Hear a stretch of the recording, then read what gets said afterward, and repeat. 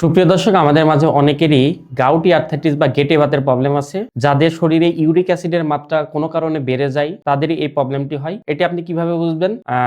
Gouty arthritis হলে আমাদের পায়ের বৃদ্ধাঙ্গুলের এই জয়েন্টটি, প্রথম জয়েন্টটি হচ্ছে ফুলে যায়, লাল হয়ে যায় এবং তীব্র ব্যথা হয়, ভাঁজ করতে প্রবলেম হয় প্রাথমিক পর্যায়ে। প্রথমে আমরা বুঝি আমাদের শরীরের সেলে বা কোষে এবং খাবারের মাধ্যমে আমরা একটা উপাদান পাই, সেটা হচ্ছে পিউরিন। এই পিউরিন থেকেই কিন্তু আমাদের শরীরে ইউরিক অ্যাসিড উৎপন্ন হয় এবং যেটি আমাদের প্রস্রাবের সাথে স্বাভাবিক প্রক্রিয়ায় বের হয়ে যায়। যদি কোনো কারণে শরীর অতিরিক্ত ইউরিক অ্যাসিড উৎপন্ন করে অথবা শরীর থেকে উৎপাদিত ইউরিক অ্যাসিড যদি স্বাভাবিক প্রক্রিয়ায় বের হতে না পারে, তাহলে এই দুই কারণেই কিন্তু আপনার গাউটি আর্থ্রাইটিস বা গেটে বাতের প্রবলেম হতে পারে। এখন প্রশ্ন আসতে পারে, আসলে কোন কোন কারণে এই ইউরিক অ্যাসিডের মাত্রা শরীরে বাড়ে। আমি সেটি আগেই বলেছি।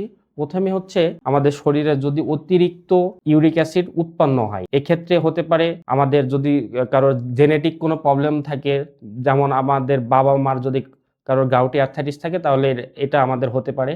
2 নম্বরে হচ্ছে সেটা আমাদের খাবারের মাধ্যমে আমাদের শরীরে কিন্তু ইউরিক অ্যাসিডের মাত্রা বাড়তে পারে, বিশেষ করে রেড মিট অর্থাৎ লাল মাংস, সামুদ্রিক মাছ, হ্যাঁ, এই ধরনের খাবার খেলে আমাদের শরীরে কিন্তু অতিরিক্ত পরিমাণে ইউরিক অ্যাসিড উৎপন্ন হয়।